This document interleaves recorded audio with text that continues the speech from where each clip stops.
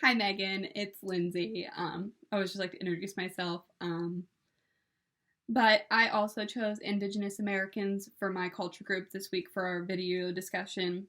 I like that you brought up the substance abuse issues faced by the Indigenous people.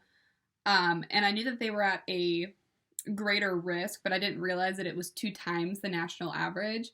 So I'm glad that you included that statistic. I appreciated that you talked about the cultural dissonance that is experienced. And then when you were talking about your therapy approach and what you think would be best, I thought it was very insightful that you were talking about that one size doesn't fit all, wouldn't fit all of your clients, and it kind of depends on their background and what would best suit them. I agree with you that I think CBT is a really good approach and it can be tailored and kind of adjusted to kind of benefit the client in the most effective way.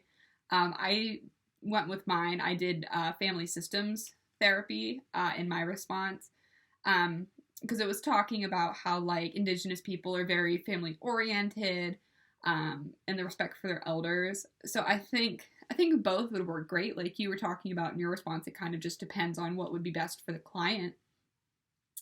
I and again, I really appreciated that you were talking about that cultural awareness is so important when working with Indigenous clients and their culture.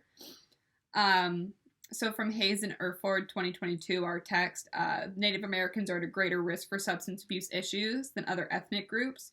And that kind of follows into the next point from Hayes and Erford 2022. Native Americans' life expectancy is almost 5.5 years less than the average for the U.S. population due to diseases such as diabetes, hypertension, and cirrhosis, mental health crises, and other mortality risks. So when I read substance abuse issues, my mind like immediately goes to drugs. But when I read this and it was talking about cirrhosis, like I guess I'm just very naive in the fact that I don't think of alcohol as a substance, even though it very much is, but um, it's just like a prejudice that I have, an assumption. It's like if it's substance abuse, it's an illegal or a prescription drug that they're abusing.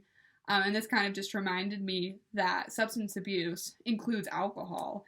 So it was kind of that fact when I was talking about cirrhosis that kind of like opened my eyes, and I'm like, oh my gosh, it's like these substance abuse issues that they're at greater risk for isn't just drugs, it's drugs and alcohol, or it could be just alcohol.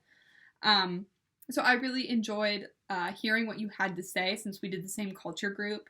And I guess my question for you is, did you have the same assumption that I did, that when you read substance abuse that it was just drugs, or when you read it, did you take it as drugs and alcohol?